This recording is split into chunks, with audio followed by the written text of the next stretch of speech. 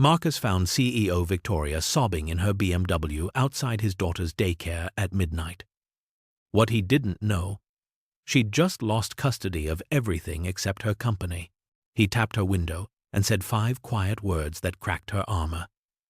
2 weeks later, she was sleeping in his guest room. Before I continue the story, please subscribe. I need to reach 1,000 subscribers so I can keep bringing you stories like this every day. It's just 1 click for you, but it means a lot to me. Thank you. Marcus Sullivan pulled into the Little Stars daycare parking lot at 11:45 on a Tuesday night, his pickup truck coughing its familiar protest as he cut the engine.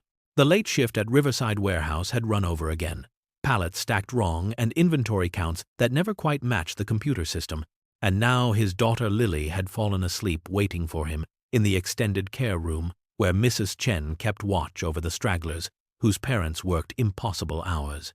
He climbed out of the truck, his work boots heavy on the cracked asphalt, and that was when he noticed the black BMW idling in the far corner of the lot, its engine humming like a sleeping beast, exhaust curling ghostly in the cold November air.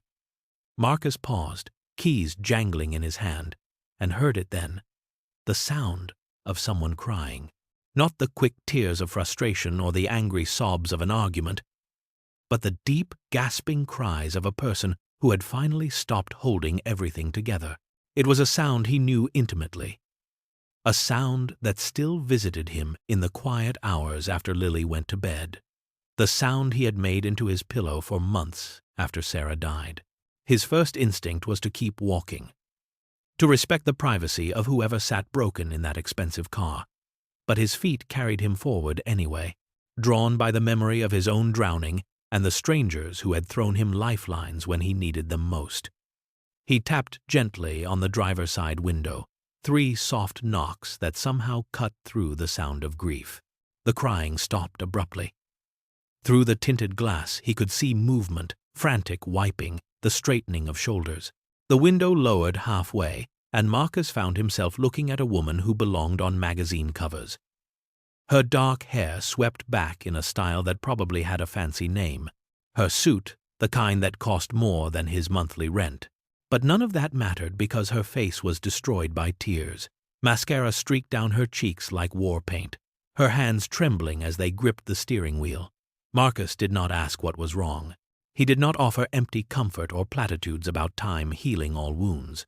He simply looked at her, really looked at her, and saw what he had seen in the mirror 2 years ago when Sarah took her last rattling breath in the hospice room that smelled of antiseptic and fading flowers. He saw someone disappearing. So he leaned down, made eye contact with this stranger who sat surrounded by leather and technology and wealth, and spoke 5 words that came from the deepest part of his own survival. "You don't have to disappear." The woman froze, her green eyes going wide, and Marcus watched those words land like stones in still water, rippling outward through whatever darkness had brought her here. "Whatever you lost tonight," he continued softly, "you're still here. That means something." He told her his name, told her the daycare had coffee inside if she needed to sit somewhere safe for a while, told her Mrs. Chen kept the break room open for parents like him, who arrived at midnight smelling of honest work and desperation. Then he walked away toward the entrance, giving her the choice, giving her the space to either drive into the night or step into the light. Victoria Ashford sat in her $70,000 car and felt Marcus Sullivan's words crack something open inside her chest. She had spent the last 3 hours driving aimlessly through the city, unable to go home to her penthouse on the 40th floor, where every surface gleamed with success and every room echoed with Thomas's absence. The custody hearing had ended at 6 o'clock that evening, Judge Morrison's voice professionally sympathetic as she granted primary custody to Richard, citing Victoria's obsessive work schedule and emotional unavailability. 1 weekend per month, 4 days out of 30 to prove she was a mother and not just a woman who had given birth 8 years ago and then promptly returned to building her empire. Richard's lawyer had paraded witnesses, nannies who testified about missed bedtimes and forgotten school events. Her own assistant, who reluctantly admitted that Victoria scheduled Thomas like a board meeting, her father, who spoke about how his daughter had inherited his drive but lost something essential in the process, and Thomas himself, Sweet, gentle Thomas, with Richard's blue eyes and her stubborn chin, had told the judge in his small, clear voice that he loved his mother but felt lonely at her house, that Daddy was always there for soccer practice and homework, and the little moments that made up a life. Victoria had sat in her lawyer's office afterward, surrounded by mahogany and degrees from prestigious universities, and realized she had won everything except what mattered. So she had driven, windows up and music off, until she found herself in this random parking lot outside a daycare whose name she did not know, sobbing like the child she could not keep, and then a man in work clothes had tapped on her window and told her she did not have to disappear. Victoria opened her car door. The November cold hit her like a baptism as she walked across the parking lot toward the daycare entrance, her heels clicking against asphalt that needed repaving, her suit jacket inadequate against the wind. The door opened before she reached it, and Marcus emerged carrying a small girl wrapped in his coat, the child's face pressed against his shoulder, one tiny hand clutching his shirt collar. The tenderness in how he held her, the automatic way he adjusted his grip to support her weight, the gentle rocking motion as he walked, all of it was everything Victoria had failed to be. Mrs. Chen appeared in the doorway, a grandmother in sneakers and a cardigan covered in cartoon cats, and waved Victoria inside with the easy authority of someone who had seen every kind of parent crisis. The break room was small and smelled of coffee and crayons, its walls covered in children's artwork and a calendar from 2 years ago. Marcus settled Lily into one of the plastic chairs, tucking his coat around her like a blanket, and the little girl's eyes fluttered open to study Victoria with the frank curiosity of the very young. "You're fancy," Lily announced, her voice thick with sleep. Victoria felt something crack wider. Marcus made coffee in paper cups using an ancient machine that sputtered and hissed, and Victoria could not remember the last time she had drunk anything that did not come from her office's espresso machine or a cafe where they knew her order by heart. They sat at the small table while Lily dozed in her chair, and Marcus did not ask about Victoria's tears. Instead, he talked about his daughter, about how Sarah had died when Lily was 3 years old, cancer that came fast and vicious and left him alone with a toddler who kept asking when Mommy was coming home. "I kept thinking I had to be perfect at it," Marcus said, his hands wrapped around his paper cup, steam rising between them like prayers. "Kept trying to be enough for her, to fill the space Sarah left. Took me a year to realize I just had to be present. That was the only thing that mattered."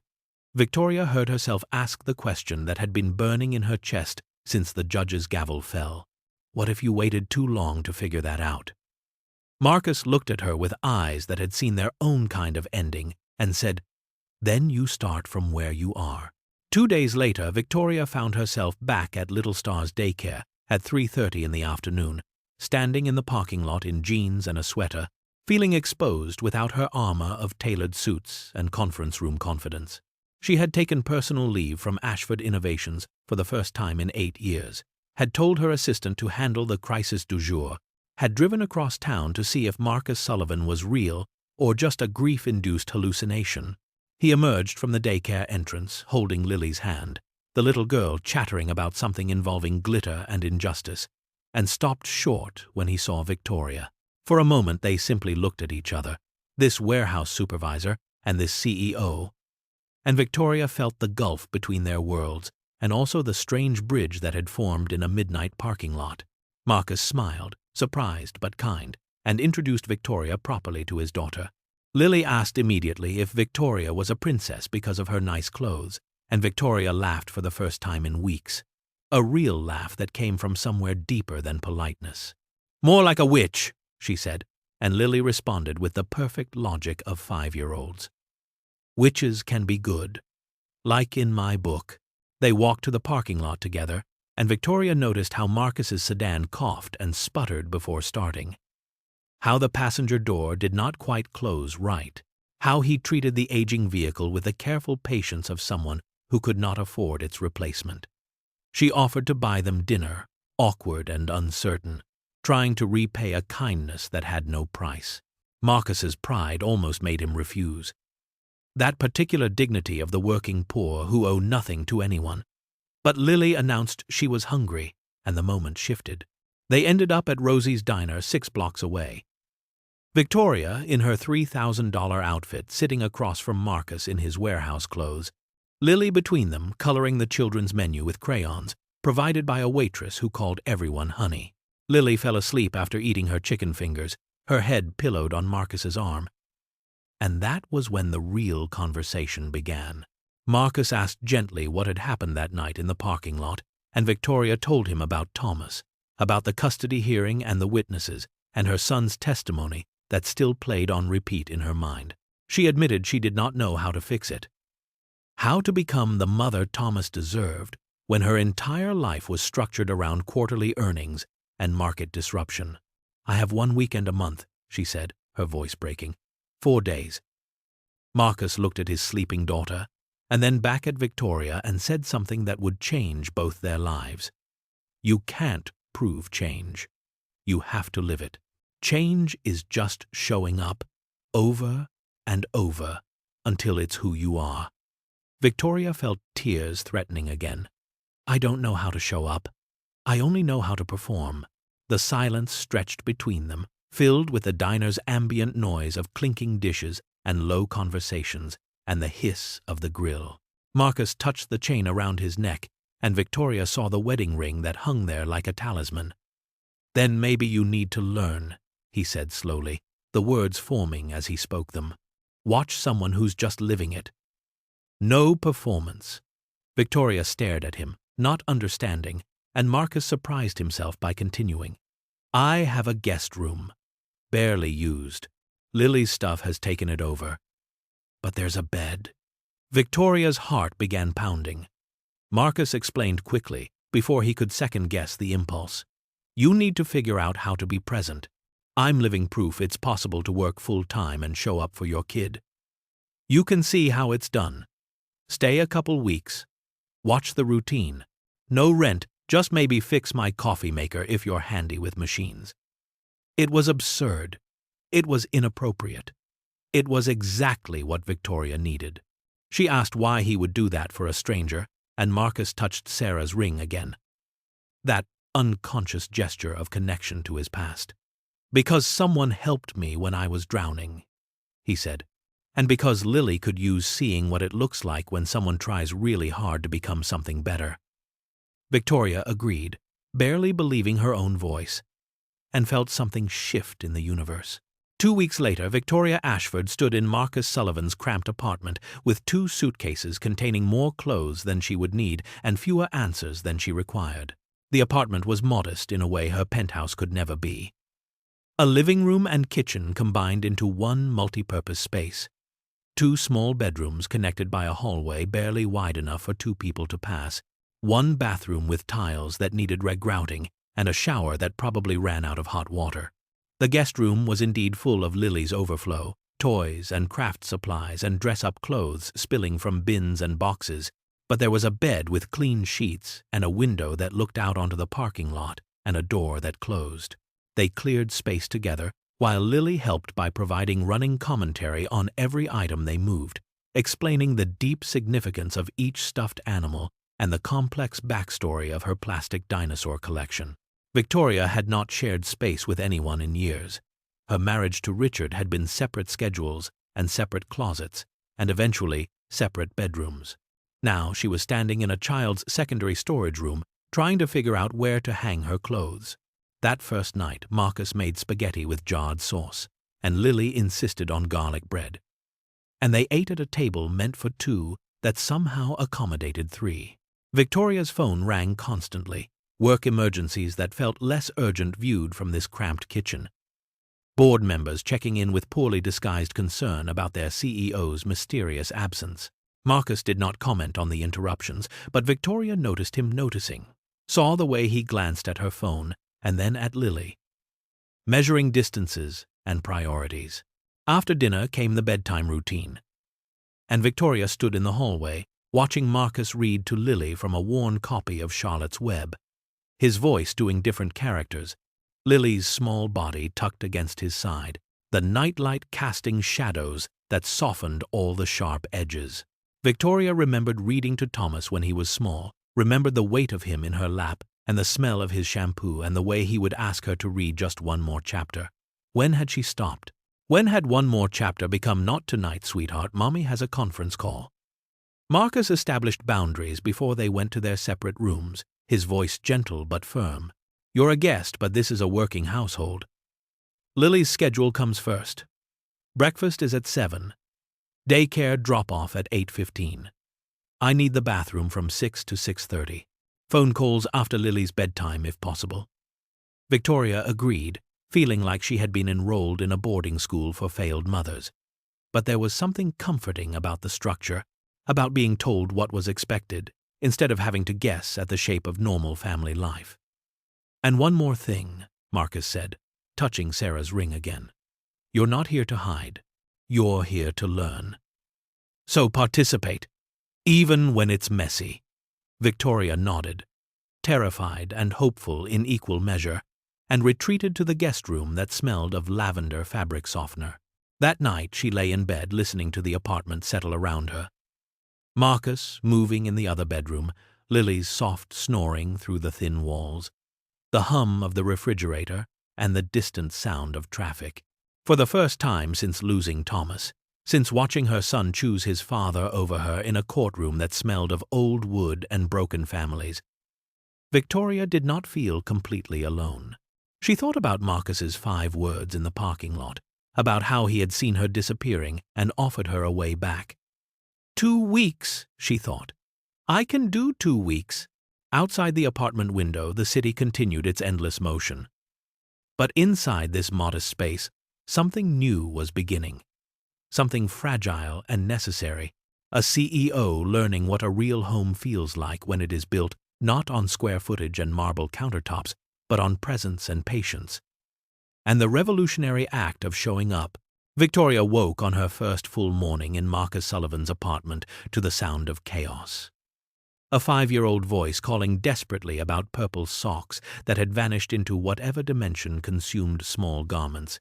The acrid smell of burning toast drifting from the kitchen, and Marcus's patient voice explaining that yes, they would find the socks, but first Lily needed to check under her bed like they did every Tuesday. Victoria emerged from the guest room still in the silk pajamas that cost more than Marcus's weekly grocery budget, and found herself in the middle of a hurricane of normal family life. Her instinct, honed by years of corporate efficiency, was to fix everything immediately, to locate the socks and replace the burnt toast and order a new coffee maker online with expedited shipping. But Marcus stopped her with a gentle hand on her arm and words that felt like a small revolution. Lily needs to learn to find her own socks. And burnt toast is just part of Tuesday. They sat at the breakfast table, the 3 of them crowded around, a surface meant for 2, and Lily launched into an elaborate story about her friend Emma and some playground drama involving wood chips and hurt feelings, and a boy named Jaden who said mean things about Lily's drawing. Victoria's fingers itched for her phone, that constant companion that kept her tethered to her empire. But Marcus reached across the table and gently pushed the device out of her reach. "She's talking to you," he said quietly. And Victoria forced herself to focus on the child's rambling narrative, discovering with some shock that truly listening to a 5-year-old required more concentration than most board meetings. The story had no clear structure, doubled back on itself, included tangents about what Lily had eaten for snack and how Mrs. Chen's cat was named Mr. Whiskers, even though he barely had any whiskers. And Victoria found herself lost in the peculiar logic of childhood, where everything connected to everything else, in ways that defied adult reasoning. After breakfast, Victoria rode along to the daycare drop-off, her BMW following Marcus's aging sedan, because she was not yet ready to leave her last symbol of independence in the apartment parking lot.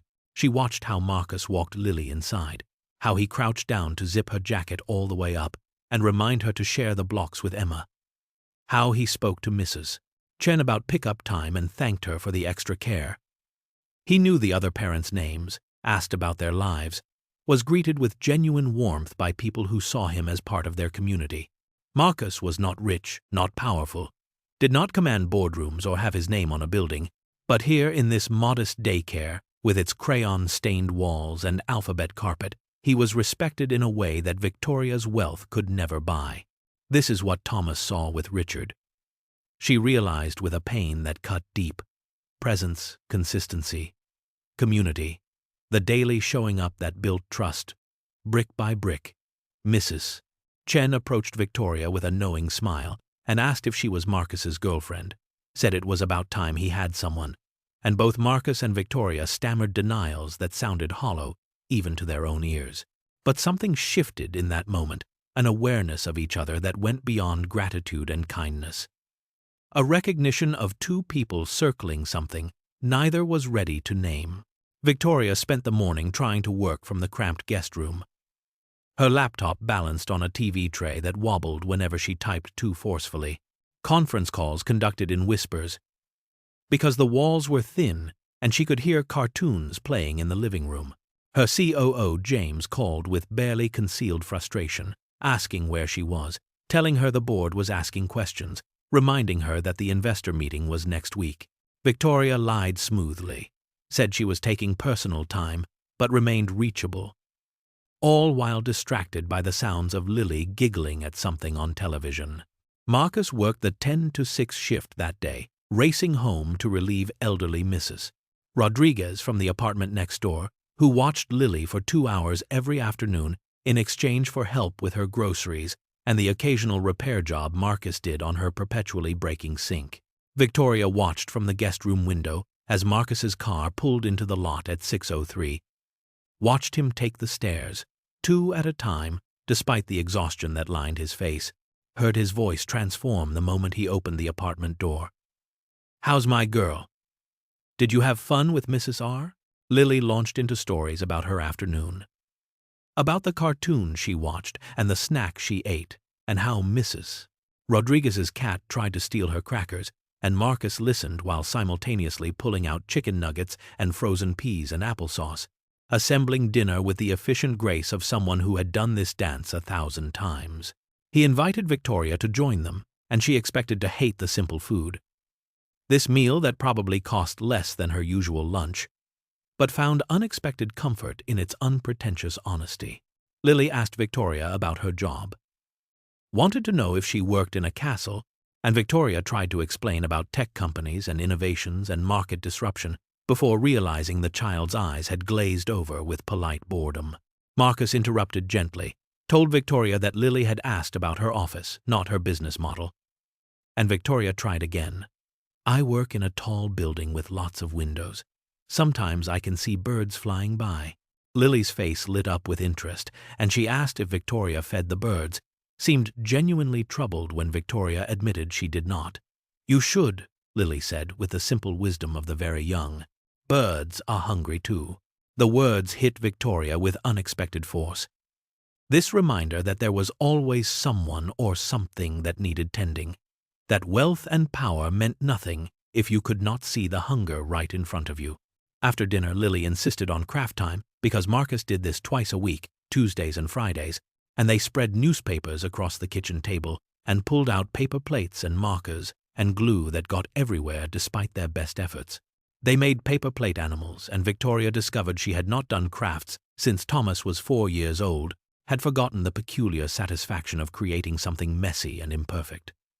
Her giraffe was objectively terrible, glue pooled in unfortunate places and spots, distributed with no regard for actual giraffe biology, but Lily loved it with the fierce enthusiasm of a child who saw only the effort and not the execution. "It's perfect, Victoria." "He's smiling." Marcus watched Victoria's face soften as she really smiled for the first time since moving in. Not the professional smile she wore like armor, but something genuine that reached her eyes and made her look younger. They hung all the animals on the refrigerator with magnets, and Victoria took a photo, not for social media or documentation, but simply to remember this moment, when she made something with her hands, and a child proclaimed it perfect. That night Marcus read to Lily from Charlotte's Web, and Victoria lingered in the doorway, as had become her habit. Watching this ritual of father and daughter, this tender transition from day to night. Lily looked up from her pillow and asked if Victoria could read instead. Her voice shy but hopeful, and Marcus gave Victoria the choice with his eyes. Victoria's hands trembled as she sat on the bed and opened the book to the chapter where Charlotte writes, some pig in her web. Her voice shaking at first with the vulnerability of performance without preparation. But Lily cuddled against her side, and Victoria slowly put her arm around the small, warm body, and by the chapter's end had found her rhythm, had remembered what it felt like to read not for efficiency, but for connection. Lily fell asleep there against Victoria's side, and Victoria stayed for a long moment, breathing in the smell of children's shampoo and innocence, feeling something break open in her chest that had been locked for too long. Marcus appeared in the doorway and told her she was a natural, and Victoria felt tears sliding down her face as she admitted that she used to be this with Thomas, that she had forgotten but maybe was starting to remember. After Lily slept, Victoria and Marcus fell into a pattern of late-night talks, sitting in the living room with tea because Victoria had bought a new coffee maker, but Marcus preferred evening tea, something about the ritual of it that soothed him after long days. Victoria asked about Sarah, wanted to know how Marcus had known she was the one, what their marriage had been like before cancer stole it away. Marcus told her they were kids when they met, 22 and stupid in love, Sarah wanting to be a teacher and Marcus wanting to build things with his hands, both of them figuring out adulthood together. The cancer came sudden and aggressive, 14 months from diagnosis to death, and Lily was too young to understand why Mommy stopped coming home. Marcus sometimes still reached for Sarah's side of the bed in the middle of the night, still touched her ring when making difficult decisions, still loved her in the present tense, even though she existed only in past tense. Victoria shared her own story in return, how she married Richard at 28 when both of them were climbing corporate ladders and saw each other as perfect partners in ambition. Thomas was planned, strategic, conceived on a schedule that fit between board meetings and business trips. They thought they could optimize parenthood the way they optimized everything else, hired excellent nannies and scheduled quality time, and somehow missed the moment when scheduled became empty and time became scarce. The marriage was more partnership than passion, more contract than romance, and when Richard started an affair with a colleague 2 years ago, Victoria was too busy to notice until his lawyer served divorce papers. The divorce itself was cold and efficient, 2 executives dissolving a failed merger. But the custody battle turned vicious because Thomas was the one thing neither could bear to lose. And now Thomas was with Richard, thriving in ways that broke Victoria's heart because her son was happier without her. "What does that make me?" she asked Marcus in the dim light of the living room. Marcus said it made her human, flawed, fixable. 3 words that carried more hope than condemnation. Victoria admitted she was terrified of her next weekend with Thomas, that it was 3 weeks away, and she did not know if she would be ready. Did not know if Thomas would see any real change in her. Marcus told her that messing up was inevitable, that trying again was the only thing that mattered, that parenting was just showing up repeatedly until the showing up became who you were. He shared his own biggest failure. Lily's 4th birthday, when he worked a double shift and forgot to pick up the cake, came home to find his daughter crying and neighbors throwing together an emergency party from whatever they had on hand. He felt like the worst father alive, but Lily did not even remember the missing cake now, only remembered that he eventually showed up. Victoria reached over and squeezed Marcus's hand in gratitude, and the touch lingered longer than necessary. Both of them aware of the current running between them, both pulling away awkwardly as something unnamed but undeniable grew in the space between their separate griefs. The outside world intruded during breakfast in week 2 when Richard called, his voice cold and cutting through the speaker before Victoria could answer privately. "Where are you? Your assistant said you're on personal leave. Hiding won't change the custody arrangement." Victoria, strengthened by 2 weeks of Marcus's steady influence, told Richard she was not hiding but learning, that Thomas deserved better than who she had been. Richard laughed without humor and told her to spare him the redemption arc, asked if 2 weeks of playing house made her Mother of the Year. He knew she was at Marcus's apartment because he had her followed by a private investigator, worried about company stability and his own interests in the divorce settlement. A warehouse worker? Really? Is this your midlife crisis? Victoria hung up with shaking hands, and Marcus told her quietly that Richard was not wrong about 2 weeks being insufficient, but it was a start. and sometimes starting was the bravest thing a person could do. Later that morning, Victoria's COO called with a genuine crisis. A major investor threatening to pull out over concerns about her absence. A board meeting scheduled in 3 hours that was absolutely non-negotiable. Victoria panicked because this was exactly what Richard predicted. That work would always win. That she would always choose the empire over everything else. But Marcus surprised her by telling her to go. To handle the crisis. To then come back. Victoria protested about Lily's dance class that afternoon, how she had promised to go with them. But Marcus reminded her the meeting was at 10 and would be done by noon, and dance class was at 4. She had time for both. He was teaching her about balance instead of martyrdom, about integration instead of sacrifice. Victoria drove to her office for the first time in 2 weeks, and her team visibly startled at her appearance. The lack of severe makeup and the simpler clothes and the softer energy that radiated from her. She handled the crisis with the competence that made her a CEO, calmed the investor and restructured the deal, and demonstrated that personal growth did not mean professional incompetence. But she watched the clock throughout, mentally calculating drive time and traffic patterns, knowing she needed to leave by 3:30 at the latest. The old Victoria would have stayed for follow-up meetings and dinner with investors and all the networking that supposedly mattered. The new Victoria told James he could handle the rest because she had a prior commitment, and her COO's jaw literally dropped at hearing his workaholic CEO prioritize something over business. Victoria made it back to the apartment at 3:20, breathless and triumphant, and Lily ran to her asking if she really came back. Victoria knelt down to the child's level and said she promised, didn't she? And Marcus watched from the doorway, seeing the transformation happening in real time. Friday night, Mrs. Rodriguez offered to watch Lily, and Marcus asked Victoria if she wanted to get out of the apartment, see a movie like actual adults who remembered what leisure time felt like. Victoria agreed while telling herself this was not a date. Just two friends seeking escape from the intensity of their shared living situation. They saw an action movie because Victoria chose it, and Marcus was surprised by her taste for explosions and car chases. Dinner afterward at the same diner from their first meeting, conversation flowing easier now that 2 weeks of proximity had worn down their initial awkwardness. They laughed and debated plot holes and shared fries with the casual intimacy of people growing comfortable in each other's space. Victoria admitted she could not remember the last time she and Richard just hung out, that everything in their marriage was about networking or strategy or advancing some agenda.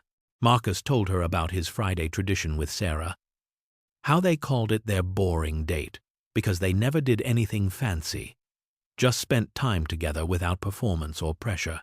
Walking back to the car, their hands brushed, and this time neither pulled away immediately, both letting the contact linger before the awareness became too much. They drove home in comfortable silence, heavy with everything neither was ready to say. Back at the apartment, Mrs. Rodriguez left and Lily was asleep, and Victoria and Marcus checked on her together. This ritual they had developed of standing in her doorway, making sure she was safely delivered to dreams. The hallway outside Lily's room was narrow, and they stood close enough that Victoria could smell the laundry detergent on Marcus's shirt and see the flecks of gold in his brown eyes. Marcus told her she was really good with Lily, that his daughter asked about Victoria whenever she was gone, and Victoria said Lily was easy to love. Marcus's voice dropped to something raw and honest when he said, "So are you," and the words hung between them like a confession. They leaned closer, drawn by gravity or loneliness or something more real than either. And their lips were inches apart when Lily coughed in her sleep. The moment broke like glass, and they stepped apart, both flushed and breathing hard, and Marcus stammered something about needing sleep before his night shift. They retreated to separate rooms with hearts pounding and skin tingling and the weight of almost heavy in the air. Victoria lay awake, touching her lips and wondering what had almost happened in that narrow hallway, realizing with a shock that cut through her careful defenses that she was falling for Marcus Sullivan. Not just grateful for his help or attracted to his kindness, but genuinely falling for this man who worked warehouse shifts and read bedtime stories and saw her at her worst and offered her space to become better. She was falling for this life, for the simple beauty of presence and routine and mattering to people, in ways that had nothing to do with her bank account or her title. But her weekend with Thomas was approaching fast, and she did not know if she would be ready, did not know if 2 weeks of borrowed family could teach her how to build her own. And what was she doing, falling for a man who had already lost so much, who wore his dead wife's ring around his neck, and sometimes still reached for her in the dark? Her phone buzzed with a text from Thomas, the weekly message Richard allowed because even he could not completely cut off mother and son. "Hi, Mom. Dad says I can see you soon. Will you have time?" Victoria read those words 3 times, feeling the weight of her son's careful hope. The way he asked not if she wanted to see him, but if she would have time for him. She typed back with trembling fingers, "I'll have all the time in the world, sweetheart, I promise." And for the first time since the custody hearing, since losing her son to her own ambition and absence, Victoria meant a promise with her whole heart and believed she might actually keep it. Friday afternoon arrived with the weight of everything Victoria had been working toward and fearing in equal measure. Richard dropped Thomas at her penthouse for their scheduled weekend visit, and Victoria had spent the morning cleaning surfaces that were already spotless, buying groceries she hoped an 8-year-old would eat, preparing activities that felt simultaneously too structured and not structured enough. But standing in the doorway with her son, this child who had her eyes and his father's serious expression, Victoria felt paralyzed by the enormity of proving she had changed.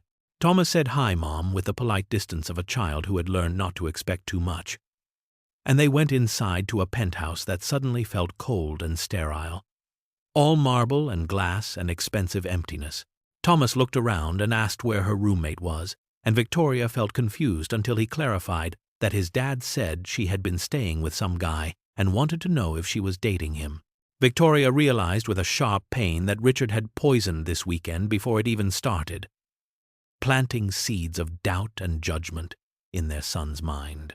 She knelt down and told Thomas honestly that she had been learning from a friend about how to be present, learning for him, and saw something flicker in her son's face that might have been hope.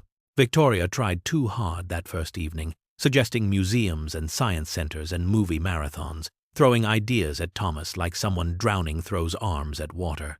But Thomas just asked if they could hang out, a simple request that revealed how little Victoria knew about casual existence in her own space.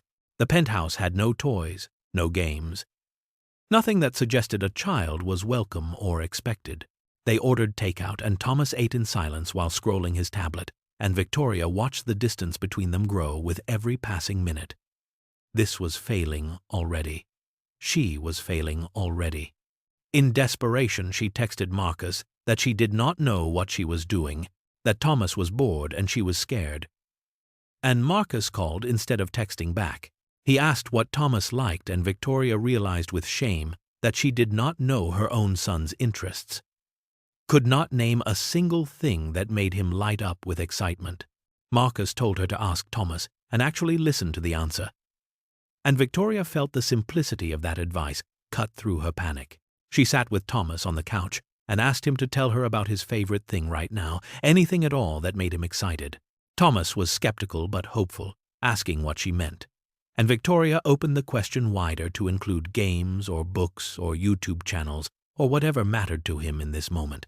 Thomas opened up slowly like a flower unsure of the sun, telling her about Minecraft and the elaborate structures he built in virtual worlds.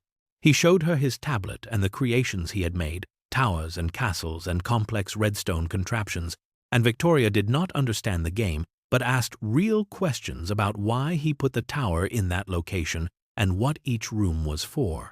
Thomas's face transformed as someone finally showed genuine interest in his passion, and they spent 2 hours with Victoria, watching him play and asking questions and learning the language of her son's inner world. It was not perfect, but it was real, and real was what mattered. Saturday morning, Victoria woke to find Thomas already awake on his tablet, and she remembered Marcus's lesson about simple rituals, about how family was built in the ordinary moments. She suggested breakfast at a diner, and they went to IHOP, where Thomas ordered chocolate chip pancakes, and Victoria asked about school and friends and life at his dad's house.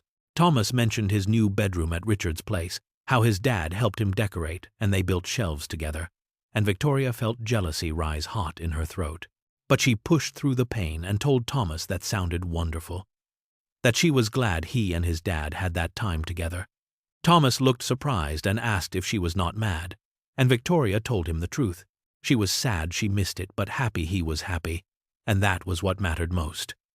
Something shifted in Thomas's face, some wall beginning to crumble. Victoria had an idea then, born from her weeks at Marcus's apartment. She asked Thomas if he wanted to meet some friends of hers that afternoon, and Thomas was curious because Mom having friends outside work was a novelty. She told him about Lily and Marcus, the people she had been staying with, and Thomas agreed with the cautious interest of a child testing new territory. They drove to Marcus's modest apartment building, and Thomas seemed confused by the simple exterior. This place so different from the wealth he associated with his mother. Marcus opened the door with Lily hiding behind his legs, shy with new people, until Thomas knelt down and complimented her Moana shirt.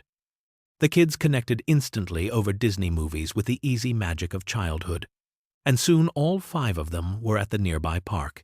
Thomas and Lily played on swings while the adults supervised, and Marcus told Victoria she looked lighter today. Victoria admitted Thomas had actually talked to her that morning, really talked, and she watched her son gently push Lily on the swings with a tenderness that made her throat tight. She told Marcus that Thomas was a good kid despite her, and Marcus corrected her gently, saying Thomas was good because of her too, that giving him life counted for something. Thomas ran over and asked if they could stay for dinner because Marcus said he made the world's best spaghetti.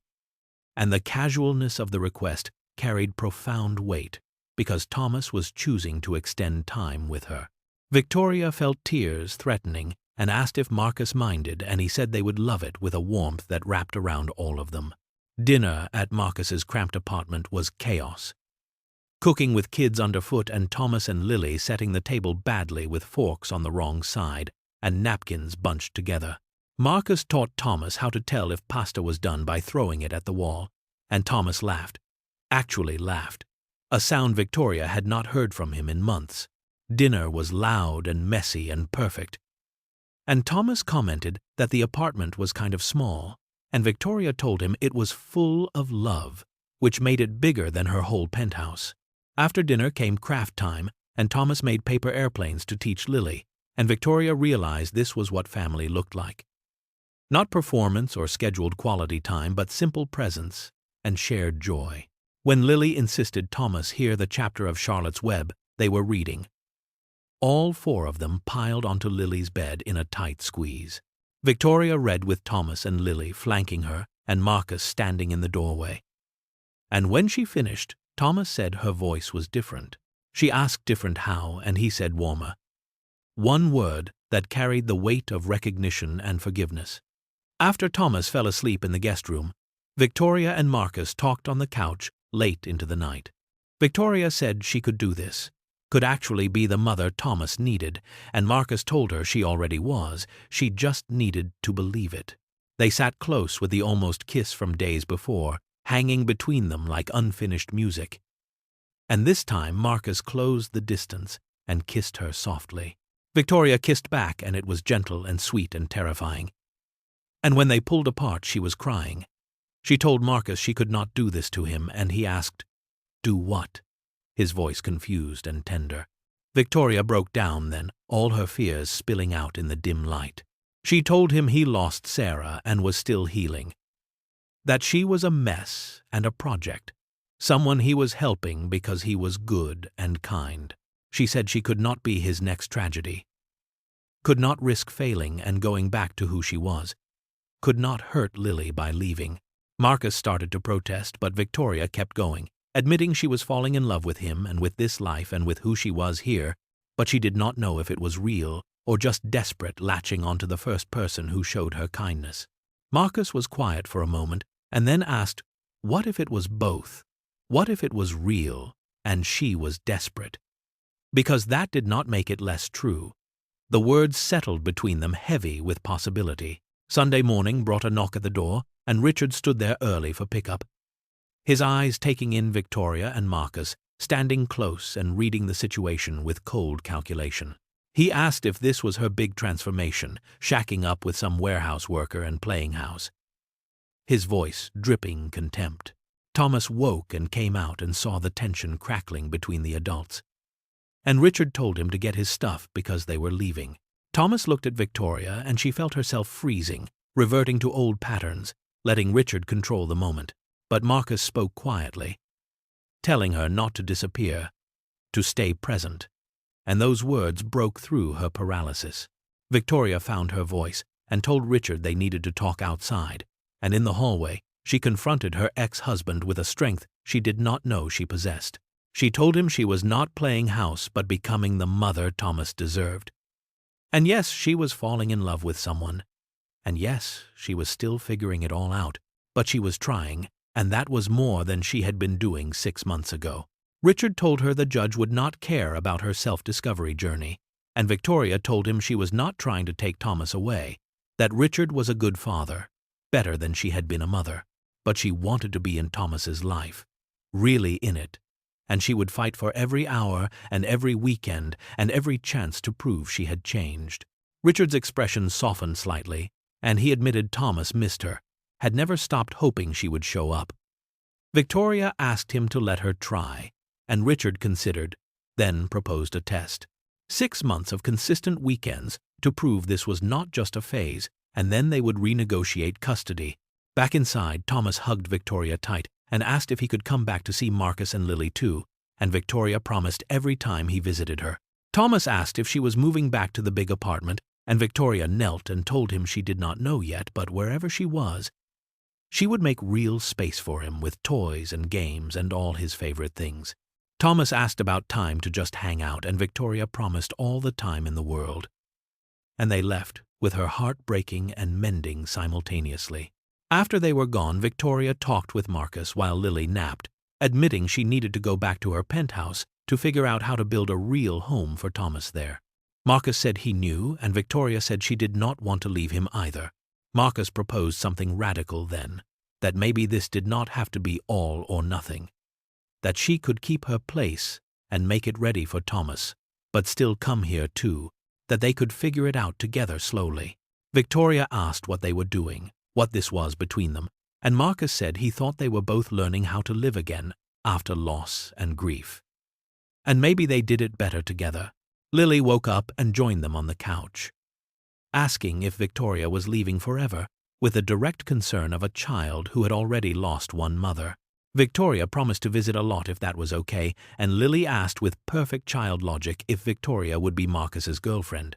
Both adults blushed, but Lily was not finished, asking her father if he wanted Victoria to visit, and declaring that Victoria made him smile like he smiled with Mommy Sarah. Marcus teared up at his daughter's innocent blessing, and Lily told Victoria she could share her daddy because he had enough love for lots of people.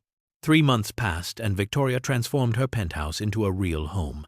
Thomas's room was ready with a gaming setup and Minecraft posters and space for building, and photos now covered the walls, showing her and Thomas at the park. Craft nights, family moments captured in pixels and memory. She restructured her work life completely, leaving by 5 in the evening and refusing weekend calls, promoting her COO James to handle more responsibility. The company thrived because delegation made better business than martyrdom. Victoria split her time between 3 nights at the penthouse and 4 nights at Marcus's apartment, and Thomas visited every other weekend now because Richard saw the change and agreed to more time. When Thomas was with her, they cooked together and played games and talked about real things, and when she was at Marcus's, she had become part of their family rhythm. She and Marcus were together now, cautiously and carefully building something real, protecting Lily by taking it slow, but undeniably a unit. 2 broken people healing together. One Saturday, all 4 went to the park, and they looked like a blended family. Strange, but beautiful in their configuration. Thomas and Lily played while Marcus and Victoria watched from a bench, and Marcus reached for her hand. He told her she saved herself, that he just gave her a place to figure it out. But Victoria said he gave her more than that. He showed her what showing up looked like. She thought about that night in the parking lot, sobbing in her car, and Marcus's 5 words, "You don't have to disappear," and realized she had not disappeared, but emerged. 6 months after their first meeting, Victoria and Richard returned to court for the custody hearing that would determine Thomas's future. Richard's lawyer presented evidence of Victoria's consistent visitation, and Thomas reported positive experiences, while Victoria's lawyer showed her restructured work schedule and therapist reports because she had started therapy along with everything else.